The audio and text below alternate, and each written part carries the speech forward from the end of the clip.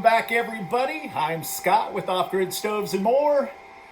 Today we are going to make a short video on how to change out the combustion fan gasket. Now, for many of you out there, you were not aware that the combustion fan actually has two gaskets. The first gasket is actually called the motor gasket, and it is sealing the motor to the cast housing. That's the motor gasket. And then you have the housing gasket, which seals the housing to the stove body itself. Now, most of you out there have learned, you veterans that is, that has had an Austroflamm for many years, that the easiest way in order to change the gasket, and the gasket that really needs to be replaced most often, is the motor gasket. That's due to the fact that the motor is vibrating and it breaks down this gasket here. So, you know, on average, the gasketing for you out there that are on top of your servicing your stove once a year, some of you actually service it twice a year due to the fact that you burn so many pellets in those cold states. That when you take it off, you just want to make sure that the gasket is still got some flex to it. It's still spongy to where when it pushes against, it actually seals. The problem is, especially on the combustion fan housing gasket, this one is really never changed out due to the fact that the exhaust port here is connected up to the chimney pipe. So what that would mean is if you're taking this off, you're going to have to also take the chimney system off of the housing, which is no big deal. You know, there's many of you out there that are doing this. The problem with the housing gasket back here is most people don't even realize it's there and they never touch it. So let's just figure that it's the stove, you know, 30 some years old, nobody has ever replaced it, or you're the original owner and you've never done anything with it because there hasn't been a need.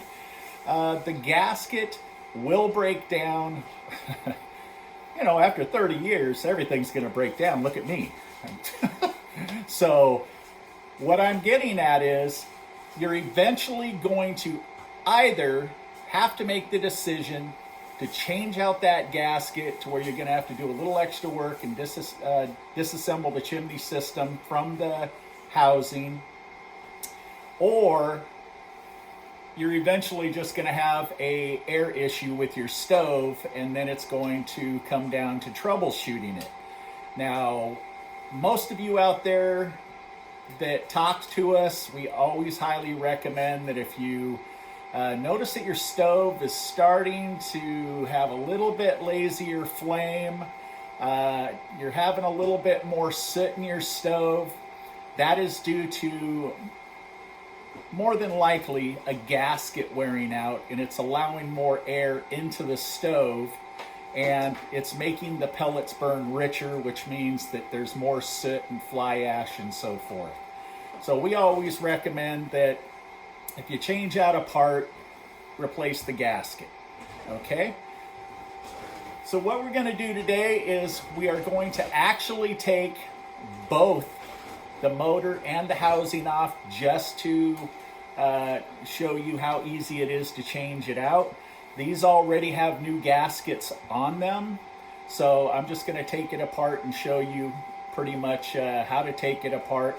Everybody knows how to, you know, take a deteriorated gasket off and put a new one on. So that's really not necessary for me to show the application of just resetting the gasket. So first thing that we're going to do is we're going to take a 5/16. We're going to take off the motor screws here.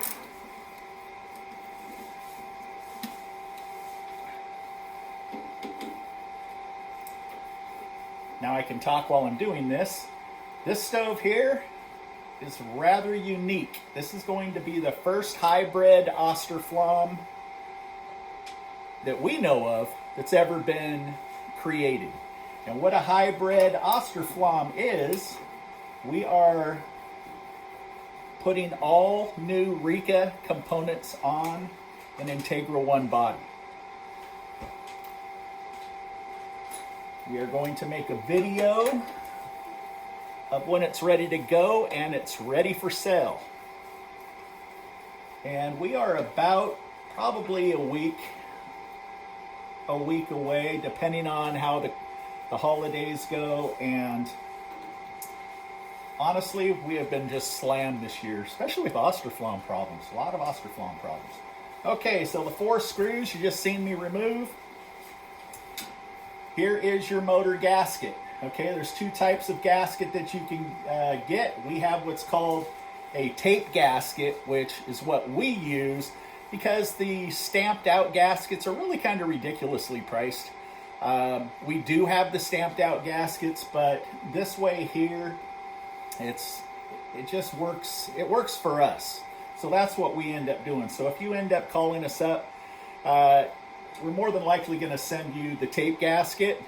But if you do want the stamped round gasket, we've got them.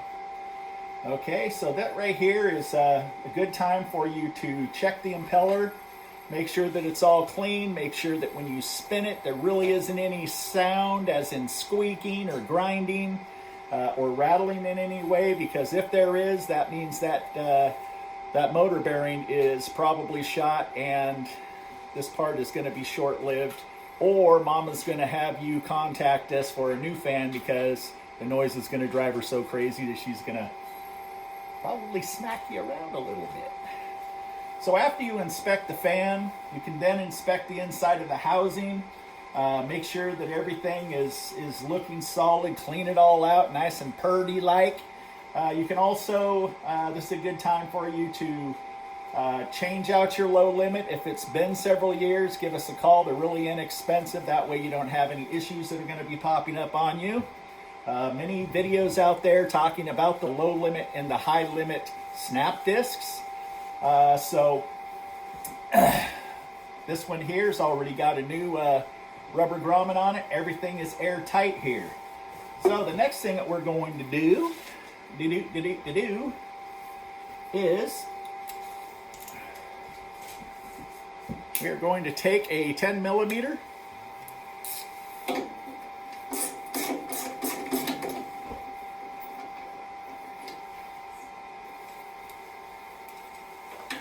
with an extension. Extension definitely makes it easier.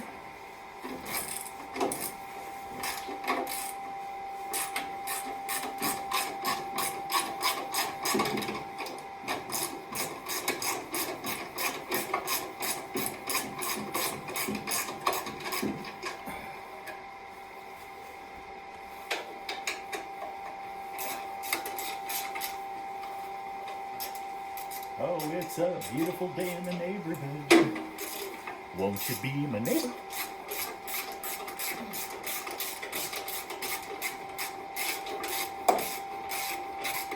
Julie's over here doing a lot of parts testing today. Like I said earlier, lots of Austroflamm issues out there.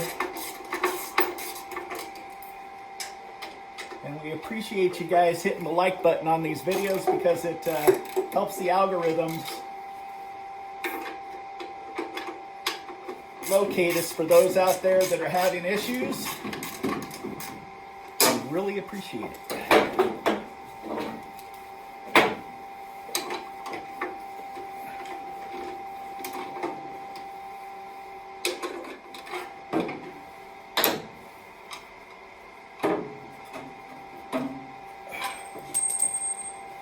Okay, there you go. You're going to want to make sure that you inspect your gasket. Make sure that it's still spongy and it's still got a good seal between the housing here and the body of the stove. That's how easy it is to inspect and change out the gasketings of the fan. Now, just to keep this short, you just seen how I just removed it. Just figure you put it back the same way, so I don't need to show you actually how to put it back together.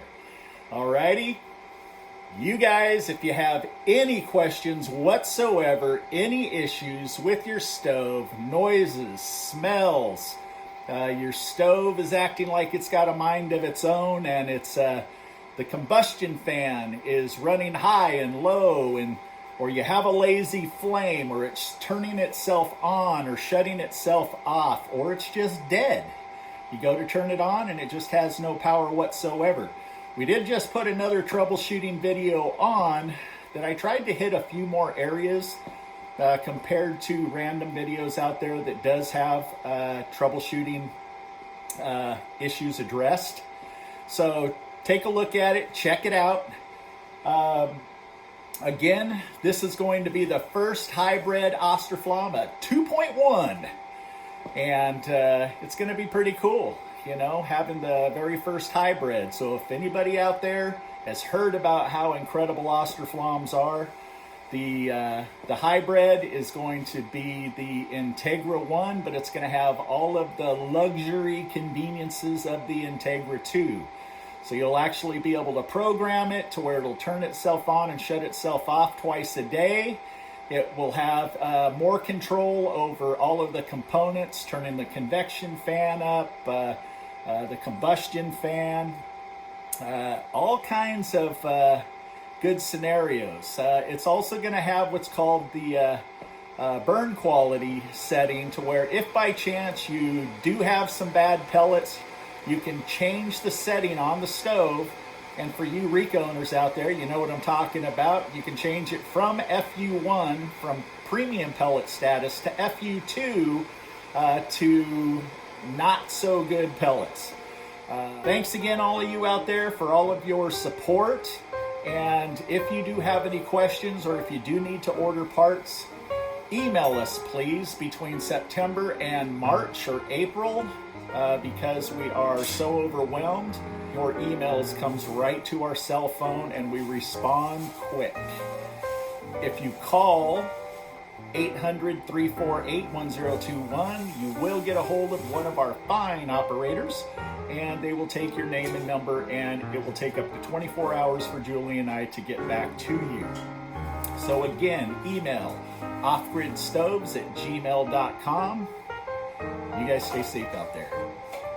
Peace.